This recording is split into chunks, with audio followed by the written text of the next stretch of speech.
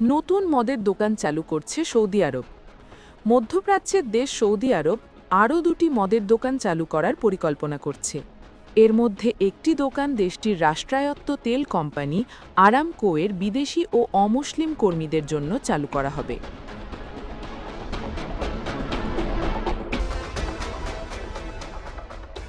Saudi সরকারের নতুন মদের দোকান চালুর পরিকল্পনা সম্পর্কে অবহিত একাধিক সূত্র এই তথ্য জানিয়েছে বলে খবর দিয়েছে ফরাসি বার্তা সংস্থা এএফপি।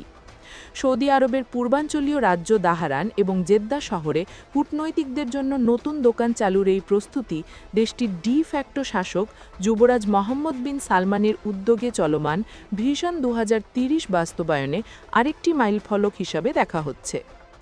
গত বছর রাজধানী রিয়াদে অমুসলিম কূটনৈতিকদের জন্য একটি মদের দোকান চালু করে সৌদি আরব।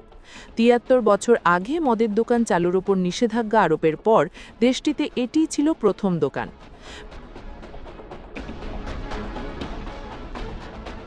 ব্রিটিশ বার্তা সংস্থা রয়টার্সকে ৩টি সূত্রের একটি বলেছে, তাহারানের মদের দোকানটি আরামকোয়ের অমুসলিম কর্মীদের জন্য চালু করা হবে। সৌদি কর্তৃপক্ষ তাদের এই পরিকল্পনার বিষয়ে অবহিত করেছে বলেও জানিয়েছে ওই সূত্র। অন্য দুটি সূত্র বলেছে, জেদ্দা শহরে অমুসলিম কূটনৈতিকদের জন্য তৃতীয় একটি মদের দোকান চালুর কাজও চলমান রয়েছে। শহরটিতে অনেক দূতাবাসের কনসালরা রয়েছেন। দুটি দোকানই 2026 সালে চালু করার কথা রয়েছে, যদিও ঠিক কবে নাগাদ এই দুই মদের দোকান চালু করা হবে সেই বিষয়ে সুনির্দিষ্ট করে কোনো সময়সীমা ঘোষণা করেনি সৌদি কর্তৃপক্ষ। ওই দুই শহরে নতুন মদের দোকান চালুর বিষয়ে দেশটির সরকারের গণমাধ্যম অফিস কোনো মন্তব্য করেনি। এছাড়া আরামকো এই বিষয়ে মন্তব্য করতে অস্বীকৃতি জানিয়েছে।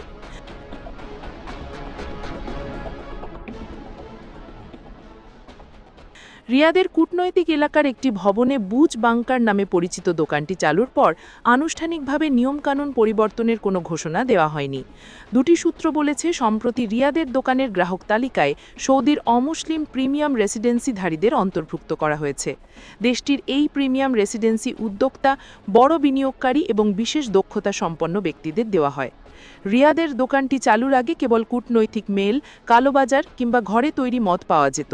কুয়েট ছাড়া উপসাগরীয় অঞ্চলের অন্যান্য সব দেশে সীমিত আকারে মদ পাওয়া যায়।